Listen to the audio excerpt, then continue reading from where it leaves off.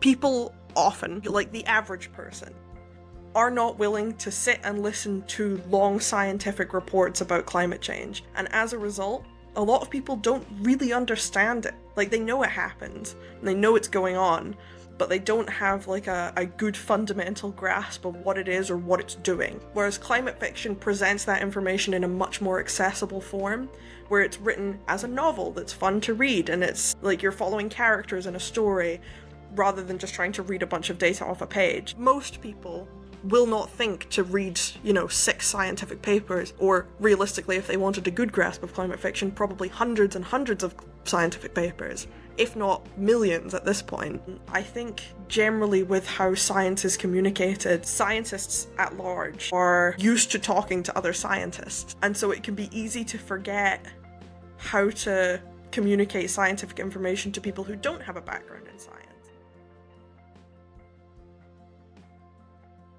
You did a bachelor's in English and psychology. Yes, so I studied a BA Hons in English literature and psychology for 4 years. So it was a split degree between English and psychology, although it was quite heavy on the psychology. I did, I think, more psychology modules than I did literature modules, but literature was sort of my personal focus. It was my preferred course. But I chose to go and do psychology as well, just because I thought it was really interesting, and I loved studying psychology because, like, when you think about writing, a lot of what I do is fiction writing, and so you're figuring out a lot about people through your work, and the more you understand how people work, how their brains work, how people behave, why they behave certain ways, what might cause someone to act a certain way, then the easier it is for you when you're writing fiction to write realistic characters and predict how they work and predict what kinds of things in their life might lead to them being certain ways. And in turn, it helps you create story arcs that are believable. So for characters to feel authentic, to feel like real people, the more you understand how real people work, the better your characters are going to be. So that's why I chose to do psychology as well as literature, just because I thought the two pair very well together. There's a lot of discussion of psychology in literature, and literature also can impact psychology to a degree. So to a person who is seeing you here for the first time, we usually say there's a unique way we tell our stories. And when we tell our stories, that is how people get to understand us. I may really try to understand where you came from and what inspired you to do psychology as a bachelor's degree, and then you ended up doing creative writing for your master's degree. So I grew up on the west coast of Scotland. I know my accent doesn't necessarily sound like it. I've been told I sound English. I've been told I sound American. At least one person's told me I sound Dutch. But I'm from the west coast of Scotland. I was born there. I was raised there. And I've been doing creative writing since I could hold a pen, pretty much. The whole time I was growing up, I was telling stories to my friends. I was making up plots for puppet shows. I would tell my friends stories on the walk to and from school. It's always been a huge part of who I am. And then when I got to primary school, I struggled quite a lot academically. I was not very good at maths. I could not spell. I liked doing sort of art stuff, but most of the more kind of, I guess, academic side of primary school, if you could call it an academic side, I really struggled with. And then it was actually my primary school teacher, Mrs. Tato. She was the one that really got me into writing my stories down, because she discovered that, so our English homework, the way we had to do it was you were given 3 spelling words, and you had to write each word 3 times, and then write a sentence including each word. And that's how they tried to teach us to spell. But I never did my homework. I was not a good student. I never did my homework. And then one day Mrs. Tato realized, after holding me back in class during break and making me sit and do my English homework, I had gotten bored, and I had written a short story in my book using all of the spelling words. And so after that, she was like, well, hey, how about instead of writing things 3 times and writing a sentence for each word, I'll give you the spelling words, and you just need to write a short story that contains all 3 of the spelling words. And so it would be things like, parrot, pirate, carrot, for example. And then I would write a short story about a pirate who has a pet parrot who only eats carrots and how he is like trying to find carrots on the seven seas to feed his parrot. And at this point I was like 6 or 7. So I was very young, but I just fell in love with it. I fell in love with creative writing. And I kept doing it the entire way through my primary school. And then when I got to my secondary school, we had a creative writing society at the secondary school. So I joined immediately. And then there wasn't a lot of people in it. It was a really small society. So me and a couple of my friends kind of took over the society with the help of one of the English teachers. And we ran it every week on a Friday during like the lunch break at school. And so we would just sit and we would read out the creative writing work that we'd done, and we would then publish them in little magazines called Accent Magazine. And I still have all the copies of Accent Magazine that we ever published sitting in my bookshelf at home. But they were not like officially published work. We just printed them out of like one of the school printers. Shared it with your colleagues. Yeah. And then, so from that point, from high school, I definitely knew that I wanted to go to university and do creative writing. But there's sadly nowhere in Scotland where you can do creative writing as an undergraduate. So English literature was the next best thing. But then through secondary school as well, I did a module in psychology, and I just fell in love with it. I thought it was so interesting. And then, as I was talking about earlier, like pairing psychology and literature together works so well. And so when I was looking at universities, I saw that Stirling had a course where you could do English literature and psychology. And I was like, oh, that's perfect. And so when I applied for university, I decided to come to Stirling and focus on literature and psychology, which was a good idea in theory. It was much harder than expected in practice.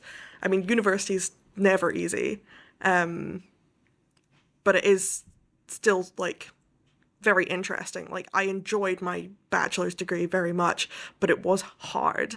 And especially, like, I'm someone who comes from a family that struggles quite a lot with ADHD, and that can make your studies really difficult because it's very hard to focus on things, and very hard to, like, stay focused on them for any length of time. But I loved my course. I loved going to classes. I loved all of my lectures. I had some really good lecturers throughout my years at Stirling.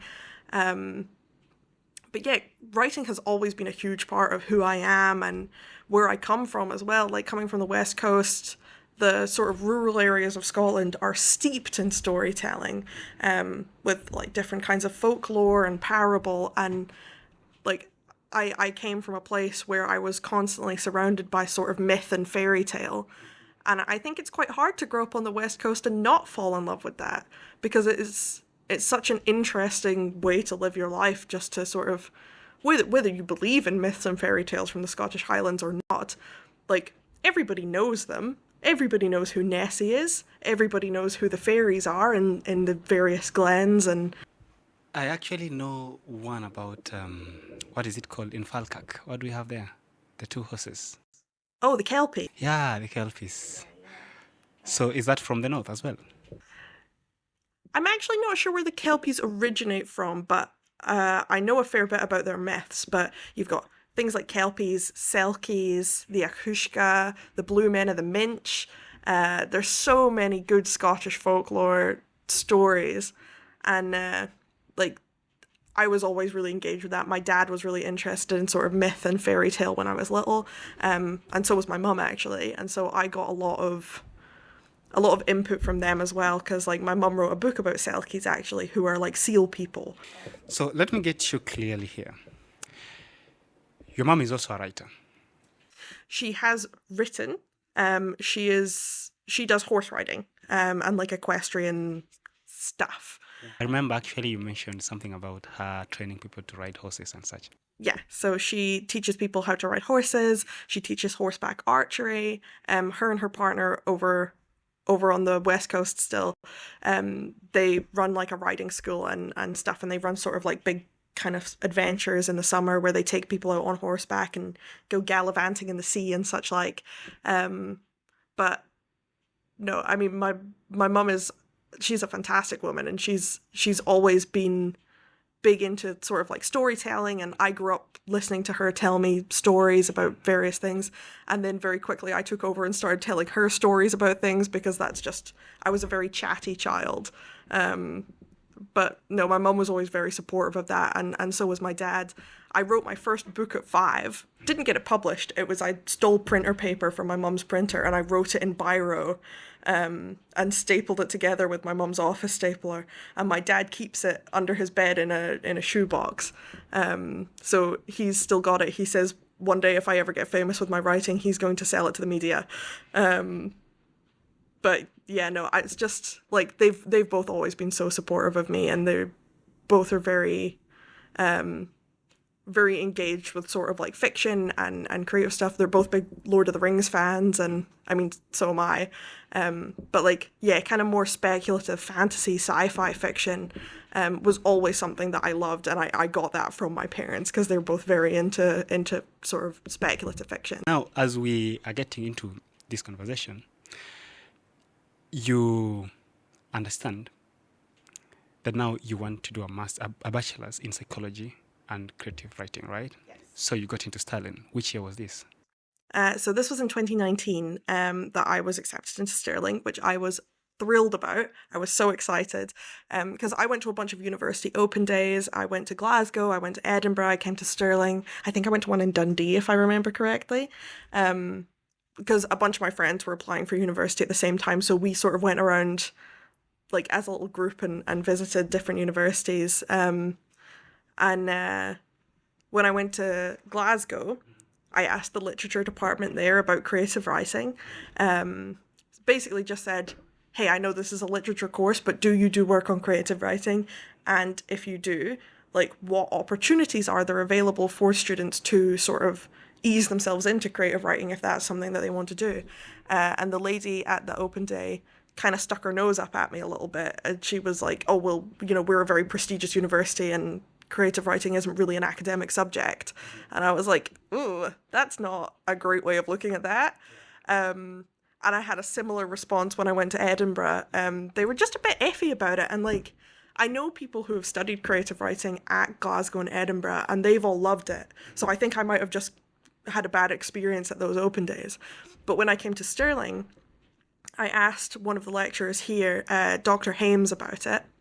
And he was so excited to tell me about the creative writing department and talk about like the Scottish history literature that they do and all the different sort of options available. And he talked a little bit about sort of the creative writing options that are available for different assessments on the modules and stuff.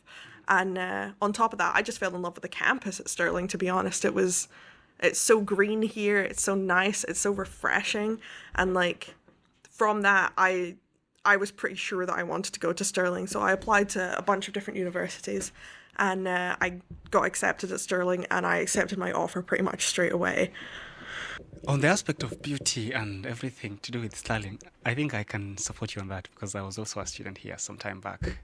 Yeah, it's stunning. It's just so green, and it makes such a difference to your studies to be able to go outside and sit next to the loch with the trees around you and just take some nice big breaths of fresh air when you're getting stressed about an assignment or something, and then you can go back in and sit and work on it with a clear head. Whereas I find like Glasgow and Edinburgh very overwhelming. I was not built for living in the city. I grew up very rurally, and so being in the city is so overwhelming. It's very overstimulating. Whereas Stirling, it's so peaceful, and I find that really helped with my studies. And it also just made it so much nicer to live here, because like, you know, you can just go for a walk when you feel like it and not have to worry about there being 1,000,001 people all crowding in around you all the time. What in your background inspired you into writing, besides the fact that you mentioned at least your mother was so much into storytelling and that kind of a thing? Does that influence the kind of work you're doing right now? I couldn't tell you exactly one thing that inspired me to start storytelling. I think it's just something that I fell into at a very early age. Like, I loved sort of playing characters. Like, even when I was like a tiny child, I liked playing pretend with all my friends and sort of playing made up characters. And I think then from that, I would then go on and tell stories about these characters. And I know I was terrible when I was at primary school. We had to write journals of just like a sentence of what we did at the weekend and draw a picture of it. And I used to just make things up. I did not want to write about what I was doing at the weekend. I wanted to write that aliens visited me when I was at my grand's house. And then I would draw a fun picture of that alien. And my teachers didn't like that very much because that's not what we're supposed to be doing. But yeah, I've loved storytelling for as long as I can remember, definitely. And I was talking to my mum about it recently, and she was saying that she remembers, like, we used to walk to school every morning, and she remembers me, even when I was really little, just spewing stories on the way to school and just, like, telling everyone fables that I'd made up off the top of my head. And then, yeah, I've just, throughout my life, I've been very privileged, actually, to be able to just follow that. Like, I feel like I was made for storytelling. That's what I was put here to do. I'm not religious, but if I was, I would believe that that was, like, my sacred purpose. And so, like, I've been doing it my whole life, and I've been so grateful and so privileged to be in a position where I can just follow that dream. I've been able to go to school, I've been able to go to university, I've been able to do a master's degree. Hopefully soon I'll be starting a PhD.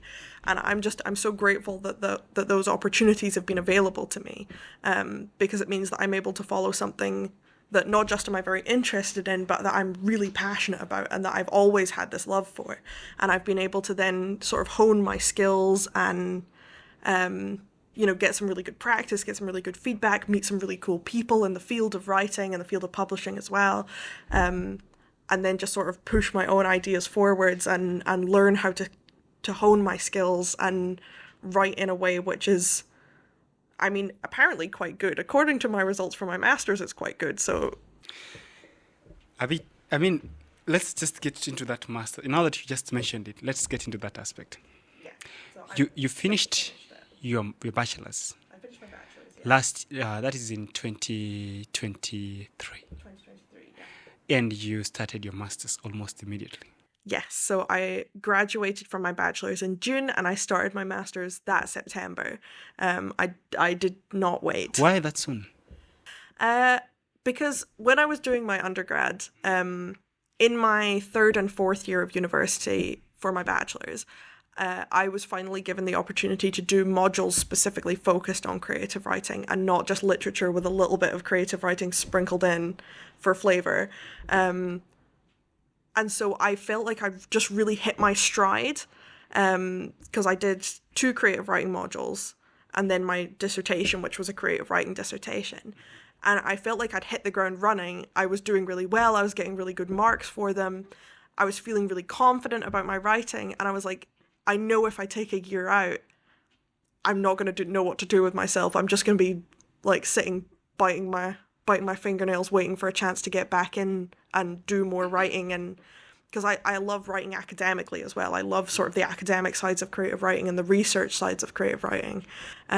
So I decided that I was just going to go straight into a master's, not pass go, not collect $200, although I could have used the $200 in my master's, I'll admit. But I just, like, I didn't want to stop. I felt like I was really getting into my groove, and so I just went straight into my master's, and I'm really glad I did, because it was rough. It was not easy, and I had a lot of stuff going on outside of my master's that made it more difficult on top of that. But I made it through. I did really well, and I was really proud of myself for doing really well despite everything else I had going on. And I loved every second of my master's. It was so fun. You were actually awarded the award for the best dissertation for your master's. Yeah. And at the same time, you graduated with distinction. I did. So, how do you feel about it? Over the moon, honestly. When I was sort of doing my dissertation, when I handed in my dissertation, I knew that I'd had kind of a bad year kind of at home. I ended up in a wheelchair, which was not great. Thankfully, anybody watching this podcast will not be able to see my wheelchair because I've hid it in the corner. But yeah, so it'd been a rough year, and I wasn't expecting to do well on my masters.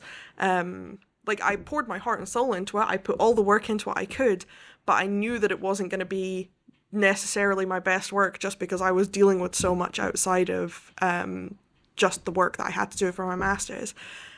So when I got the news that I had got a distinction in my masters, I got a distinction in my dissertation as well.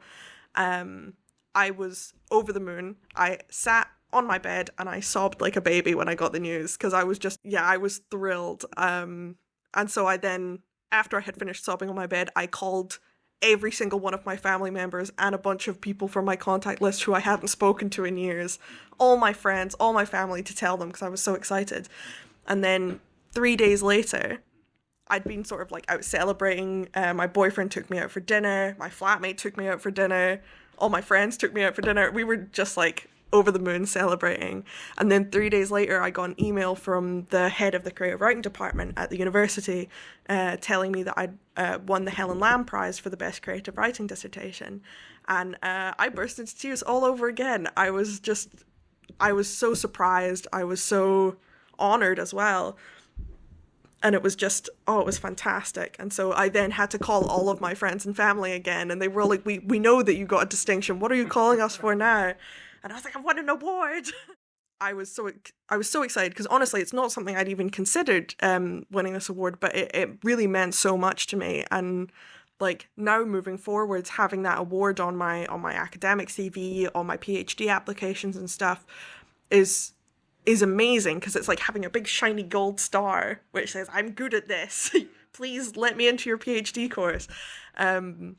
So like, that is an amazing opportunity to have, and it feels like it's just opened a bunch of doors that I didn't know were there. So, about this dissertation, yes. I could have really loved to read it, but now that I can't read it on this podcast, what is so unique about it that made you get this award and a distinction for it?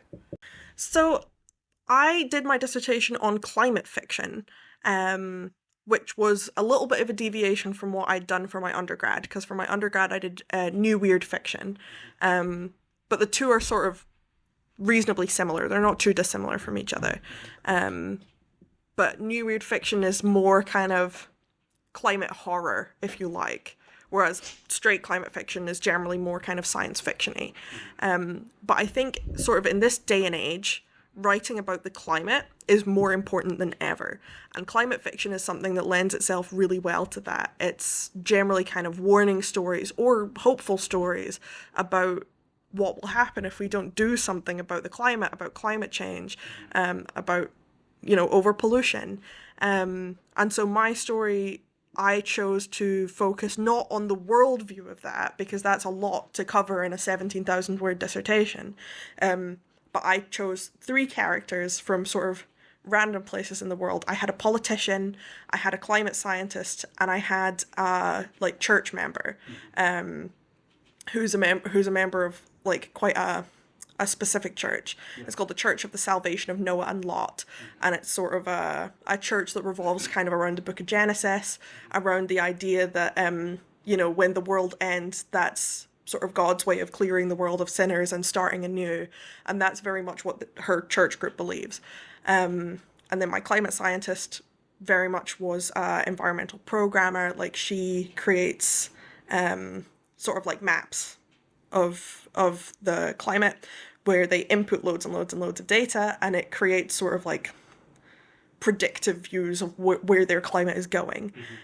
Because the whole story is set in the future, where there is a new event going on in addition to the climate change already happening, that sort of sped everything up and made everything worse again. So it's a genetically modified virus that they use for changing food. So making food grow faster, making food grow stronger, making it more bountiful to solve food shortage problems. But this environmental pathogen has been leaked out into the world. It's caused massive algal blooms, which have really damaged the fishing industry. And it sort of caused whole parts of the country to basically be uprooted by plants that are growing incredibly fast. Because I think it is somewhat poetic that when humans are undone, which we may well be, that it would be by our own hand. Man's hubris is our greatest downfall and all that. But I chose to focus, instead of on this sort of big overarching plot of, you know, the world falling apart, to focus specifically on these three characters and how this is affecting their life specifically, rather than how it's affecting the world at large. Because I think, like, the purpose of climate fiction is to sort of get the point across when it comes to climate change of this doesn't just impact the world at large. This doesn't just impact the fishing industries. This doesn't just impact the rainforest. It impacts every single one of us. And I think a lot of people forget that, because it's so easy to see things about climate change on the news and be like, oh, that's horrible that that's happening, but it's not happening to me. Whereas it's happening to all of us. And just because you might not have noticed it yet doesn't mean it's not happening. So my story focuses on these three individual characters and their story over the course of about a 10-year period, going from the climate scientist discovering that there's about 20 years left before the world becomes completely uninhabitable. So it's her publishing her research, trying to get her research out there, trying to warn people ahead of time. And then her sort of basically getting shot down and being told that she's spouting nonsense and no one really believing her. And then on the flip side of that, you have the politician's character who's sort of kind of intentionally keeping things under the rug. He genuinely doesn't believe in climate change. He's a very big believer that, you know, the world is fine and it will continue as per, despite the fact that the world is already suffering hugely at the hands of climate change by the time that my story takes place. He still very much kind of denies it. Or denies just how bad it is. Like, he accepts that bad things are happening, but he does not accept the root cause for them. And then, again, on the flip side of that, you have the fanatic, or that's what she's sort of called in my story, because she does get a bit fanatical towards the end of the story. I have, like, code names for each of them. They're the scientist, the politician, and the fanatic in my notes. But her name is Isabella, and her sort of like personal story follows her looking for her husband, because he is a missionary. He's gone out on mission to preach to some refugees and to sort of help support them, and he hasn't come back, and he was supposed to. So her story follows her going out and looking for him. And she's a very big believer that this reclamation event that is occurring is not man-made, but rather sent by God as a way of, like, cleaning the world of sinners and starting over.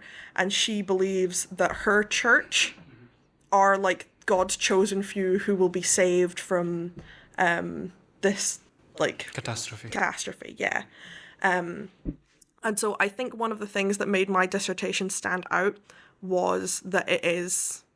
climate fiction, which is an incredibly important topic, to sort of bring recognition to climate change and the impact that it has on people.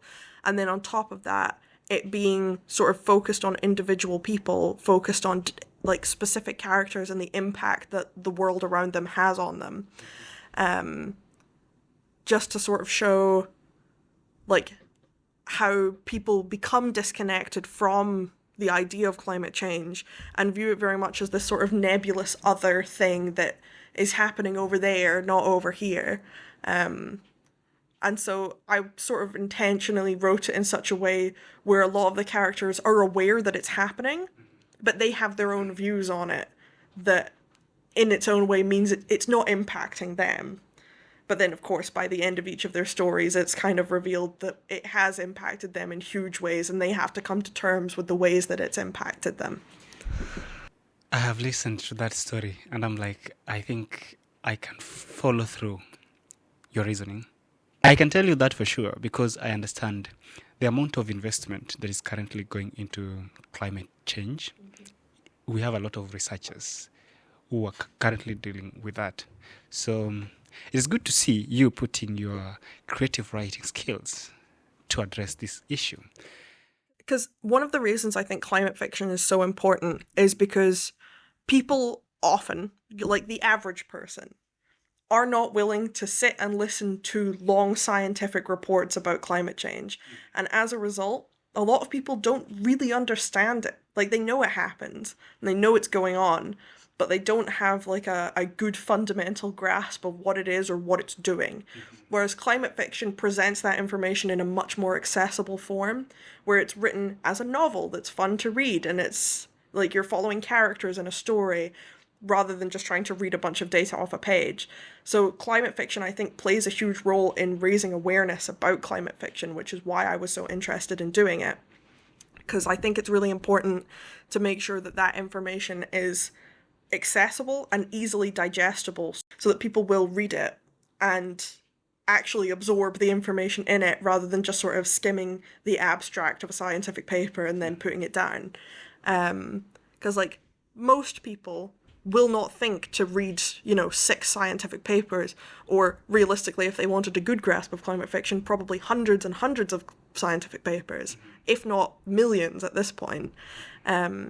Whereas having sort of, short stories and novels that just sort of make you aware of the impact that climate fiction is having or will have, will help sort of encourage people to think about it more, to be more aware of it in their day-to-day lives, to start thinking about how it's impacting them. And that's sort of like the role that climate fiction has to play, and I think it's so important. Because storytelling is a huge part of how humans communicate with one another. Do you think we should be redefining how we communicate science to people? I think that there are ways and ways about communicating science to people. Some of which are better than others, but a lot of people are not willing to sit and listen to things that are marketed as science, as sad as it is. Like, I know I'm fascinated by science. If I see, like, documentaries on, like, climate change, on, like, different kinds of science to do with it, to do with, like, ocean levels and how that impacts different parts of the world, I love sitting and watching them. But not everybody does, and I think generally with how science is communicated, scientists at large are used to talking to other scientists. And so it can be easy to forget how to communicate scientific information to people who don't have a background in science, and maybe won't understand or won't be interested in a lot of what you have to say. So I think, like, climate fiction, and I'm not just talking about written fiction. I should have made that clarification. Climate fiction can be films, it can be, like, radio shows, it can be books, it can be magazine articles. Like, one of my favourite pieces of climate fiction is the Day After Tomorrow. It's got Jake Gyllenhaal in it, and it's sort of a movie about, like, climate change and how it impacts the world, but it's sort of like an action sci-fi film. And it's so interesting. It's a great film. But there's, like, a lot of, like, climate catastrophe films, and they're all climate fiction as well. And I think the role that it serves of sort of making people aware of it, like, cannot be understated, because a lot of people will not be aware of it, and scientists are always desperately trying to communicate their work to the public at large. But it's really difficult to make people be interested in science who are not interested in science. Whereas those people who maybe don't particularly care about, reading scientific papers or scientific articles, or even watching YouTube videos about science, they might watch films like The Day After Tomorrow or Don't Look Up. Films with sort of big name celebrities and stuff, which are about climate change. They are far more likely to engage with something like that, or read a book about it, that's marketed as, like, an action adventure story, but also has that climate change narrative interspersed with it. I think it's important when communicating science stuff that the act of storytelling is not forgotten. Because, like, throughout humanity's history, storytelling is how we warn people about things. Like, for example, there is a story which I think is set in Glencoe. It's a Scottish myth. No, it's not Glencoe. Where is it? I forget. But he's called the Grey Man. And he's a figure that follows people if they're hiking on their own. So if they go out hiking on their own, they'll get a very uneasy feeling of being watched, or they'll hear footsteps around the corner and not be able to see anyone there. And like there's stories of the grey man attacking people, but usually he just sort of watches them and makes them really uncomfortable and leave. But the story serves as a warning about hiking alone, and the fact that hiking alone is dangerous and you don't know what you're going to encounter when you're up a mountain and you're on your own. Like, that's a simple parable of don't go hiking alone because you could encounter the grey man or something else. And that's kind of the role that climate fiction plays. It's that same kind of parabolic storytelling of, you know, don't ruin the environment because we could end up, you know, being attacked by plant monsters or just end up dead. But parable always kind of follows that narrative of warning about something before it happens, to discourage people from doing it. And climate fiction serves the same purpose, just on a sort of larger and more modern scale than like fairy tale parables. Who do you think is the most affected here by climate change? I mean, everyone is affected by climate change to some degree, but there are definitely people who feel it a lot worse. There's a lot of places in the world where there have been tsunamis, where there have been massive forest fires, where there have been earthquakes and like volcanic eruptions and stuff. But like the sea particularly does not respond kindly to climate change, so a lot of coastal areas feel it really hard. But any single one of us, any person in the whole world, can walk out their front door and see the effects of climate change. Like right now, it's November. A week ago-ish, or 4 days ago, it was snowing. It was -3. Today it is 13 degrees, balmy. It was sunny out earlier, and there was no snow on the ground. It was not raining, splitting with sunshine, and it was hot. And like, that shouldn't happen in November. It shouldn't be like summer temperatures. I know 13 degrees doesn't sound like summer temperatures, but it is here. But like, I remember how cold winter was when I was younger versus how cold winter is now. And like, it's so much warmer now than it was when I was younger. And even the summers here are roasting compared to how they were when I was younger. And it is stormier than it ever has been. There have been huge storms all across the UK and all across the world, to be honest.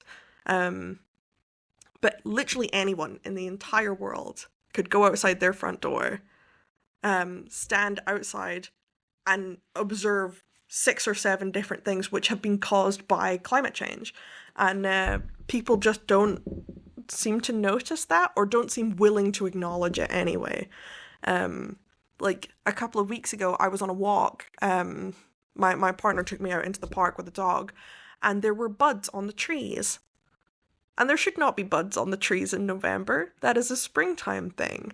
But we had a freeze here, and then it got warm again, and then it froze again, and then it got warm again, and the trees just got confused, I think.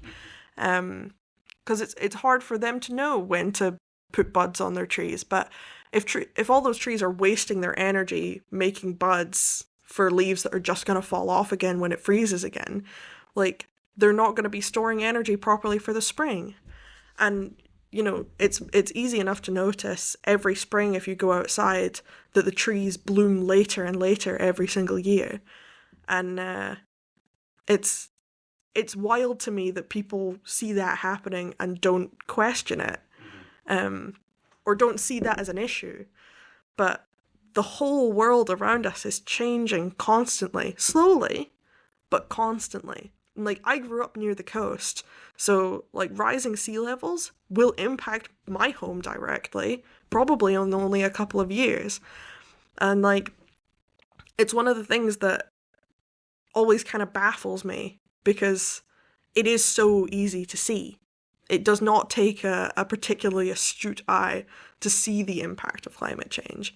But in terms of who feels it the most, I would say people in those sort of natural disaster areas where those disasters could have been spared.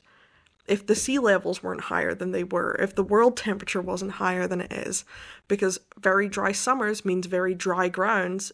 That is perfect breeding ground for a massive forest fire. Rising sea levels puts us at greater risk of tsunamis and storms and hurricanes. And I know there was a big storm in America recently, which like left a whole load of people without power. It flooded everywhere, and like it was really brutal. But there are storms like that all over the world all the time now, and like when you're watching the news, it feels like every other day there's been some massive storm that's, you know, destroyed thousands of people's lives, their livelihoods, and people just don't seem to question why they're getting more and more frequent. But so long as climate change is happening, so long as people ignore it and bury their head in the sand, it's going to keep happening, and it's going to keep getting worse. And that's one of the reasons that I choose to write about the climate, about climate change, in a way that's sort of more digestible, just as a way to make people aware of it sneakily, without them necessarily realizing that they're reading science. I believe when you're writing, at least you're targeting, we should have people reading your work. And the people who don't love reading at all. So you need to write good work, right? So what does it take, in your opinion, to write this good work to a point that even this person who is not so attracted into reading will actually start reading the work? I think it comes down to believable characters and engaging narrative, really. And then the world that you have going on in the background and the information that you're drip feeding needs to kind of come secondary to that, just so that you can reel people in with an engaging story, with interesting characters, unique characters, stories that haven't been told before. But then just enough sort of trope for people to latch onto so they'll engage with your work. But I think really when you're writing in order to engage people, like the important things are making sure that your story is well structured, making sure that your characters are interesting, that they're unique, and that they are believable. I think that is incredibly important, because when you're reading a book and the characters do not feel like real people, it's very hard to engage with them. It's very hard to empathize with them. And empathy is really what we're trying to drum up in the world of climate fiction. And so if you can't write a character who is realistic enough for someone to believe, if not their story, at least their stance, then they're not going to be engaged in the work. They're not going to be interested. They're not going to want to find out what happens to this person or care about what happens to this person. And like, I think that is a key point with climate fiction, is making sure that your characters feel real so that people can engage with them and empathize with them. So are you going to have your work published? Hopefully. Fingers crossed. So my dissertation for my master's, my climate fiction one I was talking about earlier, I'm currently working on expanding it into sort of a novella. And then I'm going to try and get that published. On top of that, I've been writing short stories, both new weird fiction and climate fiction, although there's a lot of crossover between the two. And so, like, there are a lot of important issues in the world to write about. Currently, the climate is, I think, one of the most important. But, like, I generally find that I try and cover a lot of bases in my work. But I am hoping to get some of my work published soon. I've had a couple of short stories published so far, and I think one or two poems. Yeah, I've had one or two poems done now. But I'm currently working on longer form work, the novels, and sort of collections of short stories. I've got a book of poetry I've been working on for years that I'm hopefully going to finish soon and try and get that published as well. But it's a cutthroat world in publishing, so I'm just hoping I can get something out there sooner rather than later. But no, it's a lot of work, and I've been working hard on getting my work ready to send off to publishers. And now that you just completed your master's, I tempt to believe that you want now to pursue the writing career more seriously. What is the one thing let's begin with the bad side. What is it that you don't so like much about writing? It's quite a lonely profession, writing, because you spend most of your time just in your house, on your computer, or with your pen and pad, depending how you like doing it. And so you're not spending a lot of time going out, talking to people, engaging with people, at least until you get your book published or starting to be published, and then you get involved in the marketing stuff and you can go and, meet people and talk to people and stuff. But the actual writing part does get lonely because you are just sat writing by yourself most of the time. And personally, I don't mind it too much. But occasionally, especially because I'm in my wheelchair now, if I'm not going out and seeing friends, if I'm spending all my time sitting inside writing, it's quite hard for me to get out on my own. And so I get a bit housebound after a while if I get too wrapped up in my writing. So, I think that's probably, I would say, the worst part about writing is that it gets lonely. But what keeps you writing? The love of writing itself, to be honest. And also, I'm really lucky in that I have amazing friends. I have an amazing boyfriend, who all support me. If I'm spending all my time sitting inside writing, like I was during my dissertation, they come and visit me, they bring me snacks. And so that sort of negates the worst parts of writing. And so therefore I'm left to enjoy the best parts of writing, which is being creative, I think. Being creatively engaged and being able to feel like you're doing something that matters. Sort of telling stories that will have an impact. And that's always something that I find really helps encourage me with my writing and keeps me motivated. But I just love writing. I love both just the act of sitting, writing, making things up, making up characters, thinking about what they would do, creating characters that are very different from myself and trying to engage with how other people would face down a problem that differs from how I would probably do it. But on top of that, I love the more structural parts of creative writing. I like plot graphing. I like figuring out what words fit best into what sentences. All the sort of technical aspects of creative writing, I love. I will sit and edit my work for hours and hours and hours and hours a day because I just love going over it with a red pen and changing it up and making it all fit together really nicely. So yeah, I'm quite lucky, I think, because I know a lot of writers hate the technical parts of creative writing, and editing is famously an unslayable beast. But I quite like it, so I've got that going for me. You've heard about artificial intelligence? Yes, I have. Do you think it's a threat to creative writing and the industry in general? No. Why? For a few reasons. First of all of the creative writing that artificial intelligence is able to do is taken from actual human writers. They've got to get it from somewhere. And so a lot of the styles of writing and the forms of writing were made up by people. And artificial intelligence, at least at the stage it's at just now, it can't tell an engaging story, really. If you get an AI to write a book, it's going to feel very dry because it will be drawing on tropes that have already been done. One of the joys of creative writing is coming up with new things. And AI can't really do that because it's not truly intelligent. It's artificial, certainly, and it's a very clever piece of tech, but it is not a true artificial intelligence. It cannot do art on its own. It needs something to take that from. And one of the joys of creative writing the way that people do it is you can just make it up. You don't need to take it from somewhere else. And I know I mucked around a little bit with ChatGPT, and I got it to write a bunch of poems and stuff. And clearly it has been given a few rules for poetry. It has to rhyme. It has to have roughly this amount of words or syllables in a poem.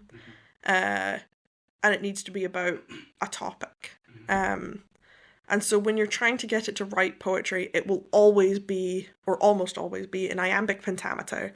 It will almost always be in an AABB rhyming scheme, or sometimes ABAB, depending. But it's boring. It's boring poetry to read. There's no life or soul in it at all. And sometimes it can write poetry which is better than like 3 words strung together, but none of it's very good. I messed around with it for a fair long while, and it did not manage to come up with anything that comes close to what a human being can do. And like, I feel the same about AI art, to be honest. Like, AI is just stealing art from other artists, from human artists, and then making kind of the same bland things over and over and over again. And I don't think it can ever come close to what human beings are capable of. One of the things that I don't really understand, though, is why we seem to have this fixation on AI being able to do art and being able to do writing and being able to do music, and not AI being able to do all the jobs that suck. Like, why can't we get AI to do, like, boring things, like our tax forms, rather than taking away the things that we do for fun? Like, the arts are something that humans do to enjoy themselves, to relax, to have fun, to convey their dreams, their ideas. And so having a computer do that seems completely pointless. There are some AIs that are being developed just now which are doing things which are really cool and that I absolutely support. Like, they're working on an AI that takes scans, like what they call mammogram scans, and checks patients for breast cancer, and is getting very, very good at recognizing breast cancer even before human doctors can. That is a very good use of AI. There's a lot of good that AI could do in the world, but we seem to have all decided to focus on making AI do the things that are already fun, and not the things that we could actually use an AI to do for us. So, who is your favorite author? That's a very good question. I'm not actually sure. I think I'm going to have to say Erin Morgenstern. She's a phenomenal author. I actually have a tattoo from one of her books. So this is from her second book, The Starless Sea. And me and my flatmate have matching ones. Because when we sort of first became friends, when we first started living together, he read The Starless Sea and was like, you need to read this, it's phenomenal. And I did, and it has become, I think, probably my favourite book, if not certainly up there. It's in my top 3. And so we spent hours and hours just fangirling about this book. And then years later, we decided, because we've been living together for like 5 years now, we decided we were going to get our matching Erin Morgenstern tattoo. So I think, in terms of favourite writer, it's got to be her. That's a beautiful one. Thank you. I love it. It's a little bee and a key and a sword for anyone who can't see it at home. It has a bee. It's a bee at the top. I'll tell you a story about a bee later. It is actually one of the symbols we have on our brand. So the management diary. Fabulous. I've got 2 bee tattoos. I've got this one and I've got one on my ankle as well because I love bees. So I want to pursue a career in creative writing. What should I do so that I can become like you? Practice, write, and read. Reading is, I think, one of the best things you can do, because I found it hugely helpful for developing my own style as an author to read a bunch of other writers who have their own individual and unique styles, and then you can sort of just like go through, pick and choose, and be like, oh, that's a really fun way of doing that. I hadn't thought about that before. And then from that, you develop a skill set that you can use to build your own style. And if you're reading all the time, your writing is going to be better for it. So that would be my biggest recommendation if someone were wanting to start in creative writing. You can't just get good at creative writing overnight. You can read 100 creative writing guides, and it's not going to tell you anything if you don't have a basic know-how. So just practicing. Let's say today you've decided you're not reading and you're not writing. What else could you be doing? Honestly, I think daydreaming. It might not be a piece of advice that you hear very often, but I find a lot of my best story ideas come to me when I'm sitting daydreaming in the bath, or I'm on the bus and I've got nothing to think about because my headphones are out of charge. I will just sit and make up stories in my head and, engage myself that way so that I'm not just bored. But there's always something you can be doing. Because creative writing is such an imaginative skill, anything you are doing where you are using your imagination will help. Because I'm a big believer that your imagination is a muscle like any other. It needs to be trained. I've heard a lot of people throughout my life talk about talent in creative writing. I've had people tell me I'm talented.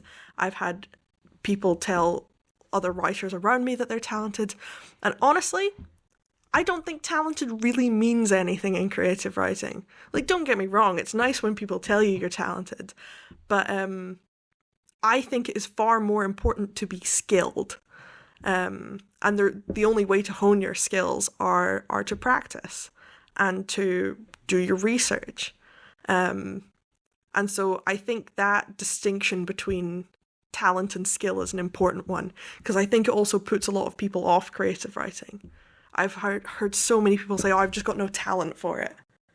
Yeah, I'm not very good at imaginative skills. I'm not very talented in it. And I'm like, it's not about talent. Talent really doesn't come into it that much. It's about skill. It's about putting the work in, exercising that muscle, and improving and learning and getting better at it. And sure, some people maybe have, a penchant for English. They're particularly good at coming up with words or drawing words from a memory bank and putting them on paper. But that's probably because they've practiced it. And so I think one of the biggest obstacles to learning how to write is just telling yourself that you're not talented, when talent really doesn't matter that much. Anyone can write, and anyone can get good at writing if they're willing to put the work in. So that is a very good piece of advice. And this episode has been recorded in 2024. It is going to be out there for quite some time. Somebody will be listening to this episode in 2030. So somebody who has just seen Haesel today, what kind of writing should this person be expecting from Elizabeth from now going forward? And I'm actually aware you're also writing a book, you're writing a short story, you're writing poetry. I like writing in a lot of genres, but my favourite genres to write and the genres that I'm likely to get published are sort of speculative fiction, climate fiction, science fiction. I like to dabble in horror, so sort of weird fiction, horror type stuff has always been some of my favourites. But yeah, sort of the science fiction fantasy genre is where I fall. But I like, God, I hate this turn of phrase, but I like quite literary science fiction, which I hate because it just, saying literary makes it sound so pretentious. But I like writing that really makes you think. But in terms of my own writing, I think that's probably what is likely to be tied to my name in the future, is creative writing that is sci-fi, fantasy, new weird fiction, climate fiction, that kind of a thing. And it will most likely be things that I hope make you think about something. I hope to read more and more of your work as time passes by. Please don't forget to remind me every time something comes out. I will not. I will send you a message Your every number single one time I fan get something here. released. Okay, now, just to finish this conversation, you just completed your master's. You graduated with distinction. You got the best dissertation award. What next? So my current plans are to take a year out just to decompress, to recover from my injury, so that I'm not starting a PhD in a wheelchair. Just for my own sake, I know I work better when I can go for a walk outside, and I know not everyone has that opportunity, but I would like to. So I'm taking a year out just to let myself recover both mentally and physically, and then applying for a PhD. And then hopefully, once I've done my doctorate, I would like to start lecturing in creative writing. Either lecturing in a university or doing guest lectures would be my absolute dream, because I love creative writing. I love the technical and academic sides to creative writing, and I would love to be able to pass the knowledge that I've learned of for all these years on to new writers and people like me who have a story in them that they want to tell and just maybe don't have the skills or the know-how. I would love to be able to give the opportunity. I don't think that sentence made sense. I would love to be able to give people the opportunity to tell those stories and to be able to put them on paper in a way that they are going to be happy with. So that's sort of my goal. Now, we get to do this every time we finish an episode. A guest leaves a question for the next guest. And here is the question that was left for you. What is the best career advice you've ever received? It might be a cheesy one, but find a job doing something you love and you'll never work a day in your life. Do not be afraid to follow your heart when it comes to work and when it comes to going to university and studying. Do something that you love. If there's something that you want to dedicate your life to, but you're just not sure whether it'll be viable or not, do it. So that was Haesel Elizabeth, and this is the Management Diary. Your host today was Omae Joseph, and until we meet in the next episode, bye-bye.